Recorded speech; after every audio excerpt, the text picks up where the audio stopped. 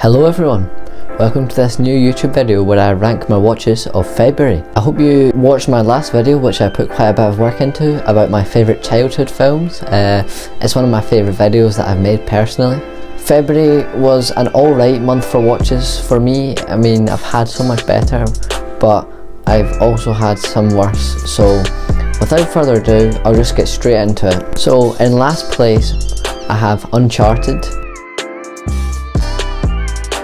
I turned up to the cinema with my friend Lewis and we went to see The Godfather, and we got asked for ID. Long story, but my parents were there, they were vouching for me and they wouldn't let us in without proof of ID. Lewis is 15, I'm 14, but I was hoping that we'd get in. Unfortunately we didn't, but some really chill guy let us in to see like how it looked on the big screen for like a minute after we saw Uncharted, which was mid. Yeah, that's my story for Uncharted. I didn't want to see it. I couldn't have cared less if I saw it or not, but it was an alright film.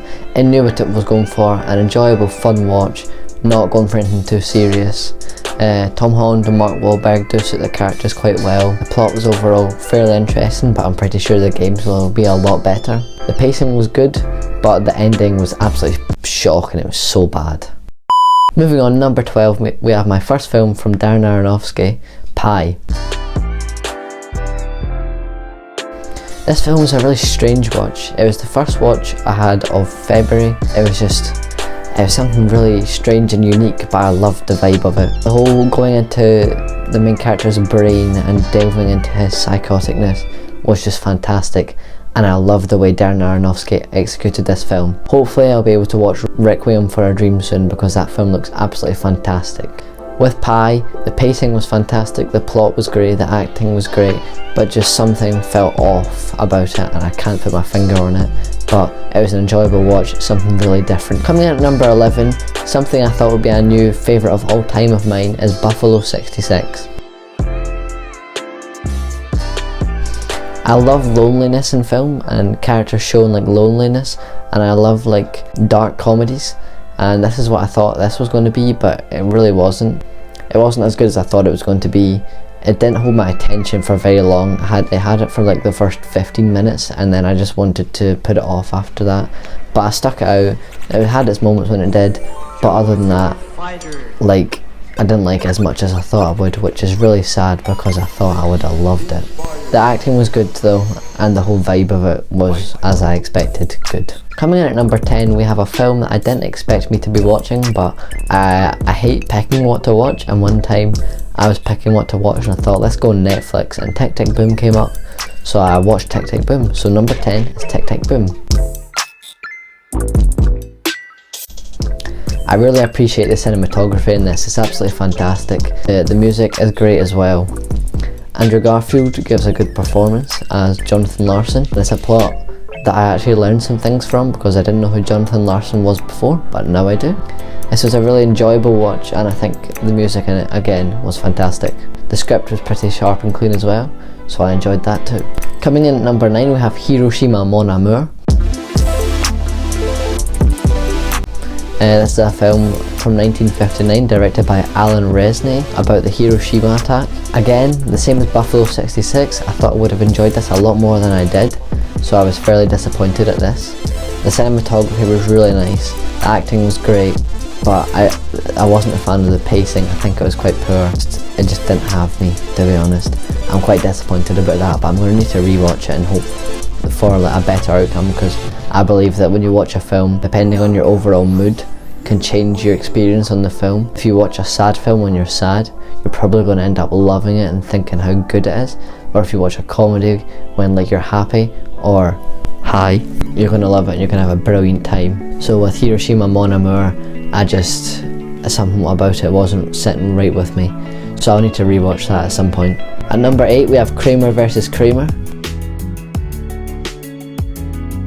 I'm not gonna lie, I saw this on TV and recorded it. When I clicked play, I thought I was watching Nicky vs. Nicky, but I got the two of them mixed up. But I did enjoy Kramer vs. Kramer. I've not seen Dustin Hoffman since I watched The Graduate, so it was great to see him in this again. And Meryl Streep young was something that I was not expecting I would see, ever. I often known her as like an older woman, like a gran. The plot in this was really interesting and I think was really well executed, so hats off to that. Number 7 we have Alexander McKendrick's The Lady Killers. It's a really great film. It had a fantastic plot. I loved the vibe, the colour palette and cinematography were brilliant, pacing was good, just a short, fun film that I really loved, and it's criminally underrated. Number 6 for the Martin Scorsese watches. This is the only Scorsese I watched all month, so I really need to get back on that grind, but it is Casino. This film was good. It does not compare to Goodfellas, but it was good, and I would say it's about the same level as The Departed. So a solid like 8 out of 10. I did make an edit on this on my TikTok. You can go watch that just now, Glenn_films on TikTok. But I did love the overall Las Vegas casino vibe of this. The cinematography in this was really nice, and obviously the acting was fantastic. It's Robert De Niro, what did you expect? But definitely, if you watch my childhood films video, you will probably agree with me that Shark Tale has Robert De Niro's best performance and Martin Scorsese's best performance and direction as well. Number 5 is Cries and Whispers, directed by Ingmar Bergman. This again was a watch when I couldn't decide what to watch. This is the part I hate about being into film. When I can't decide what to watch, there's so much I want to watch, there's so much that like people recommend me, and I just don't know what to watch. So I like to shuffle my watch list until I find something that I'm satisfied with. I shuffled my watch list on Letterboxd, and this was the first film that came up, and I thought, you know what, why not? It's been a while since I watched a Bergman. So I did, and it was really nice. The red colour palette in this was really great, and it pays off fantastically. If you've seen the film, you understand what I'm talking about. The acting is fantastic, the plot is really unique, and the pacing in Ingmar Bergman's films is always fantastic. It's a great film, and underrated. Number 4 we have Ex Machina. I already made a whole video on this because I was so taken aback when I watched this and how relevant it is. I just thought I had to talk about my thoughts in a single video. I'm not going to say too much about Ex Machina in this video. If you want to hear my thoughts on that specifically, go check out that video.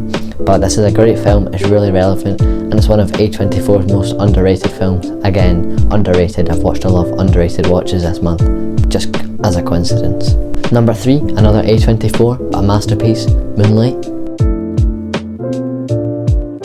This is a film about a black person who is gay growing up through 3 chapters. This was really heartfelt and a hard watch, I would say, but the cinematography is amazing. It's so stunning. If you got to see this in the cinema, I'm so jealous of you, because seeing those shots on a big screen, chef's kiss. The acting from everyone was great. Everyone was casted perfectly for this. I love Barry Jenkins' style of directing, so I cannot wait to see what he makes in the future. Number 2. Well, I can't talk about it, can I? It's Fight Club. Perfect viewing experience I got off this for me. I would talk about it in depth, but I'm not allowed. Tyler Durden might come after me. Seriously though, this is a fantastic film. I'm sure you've seen it. A lot of people have seen it. I waited so long, I don't know why, because this is amazing. Plot twist was great. If you don't know it yet, then you're really lucky going into it blind. Fight scenes were fantastic. All the acting was perfect. Brad Pitt, Edward Norton, Helena Bonham Carter, Jared Leto, Meatloaf, everything. This is a fantastic film, and you should definitely watch it if you haven't already. A classic. Number 1, we have my favourite show's film, Twin Peaks: Fire Walk With Me.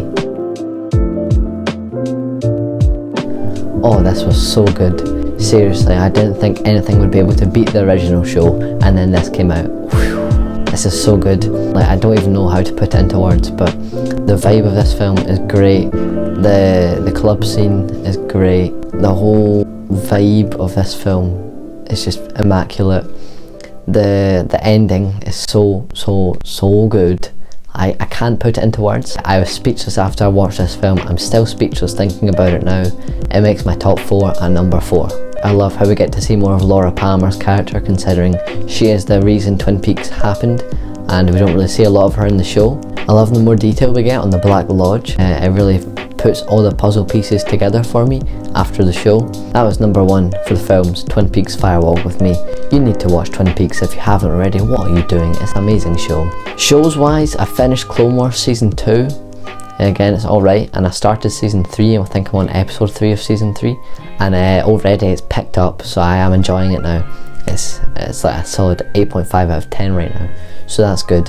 I also finished season 4 of Breaking Bad today. As of the 2nd of March is the day I'm filming it. I finished season 4 of Breaking Bad today with my mum. We love it. Season 4 is definitely my favourite season. It's so good. Can't wait for season 5. I also finished season 1 of Daredevil and started season 2, but obviously it's left Netflix now, so I'll wait for it to come onto Disney Plus on the 16th of March.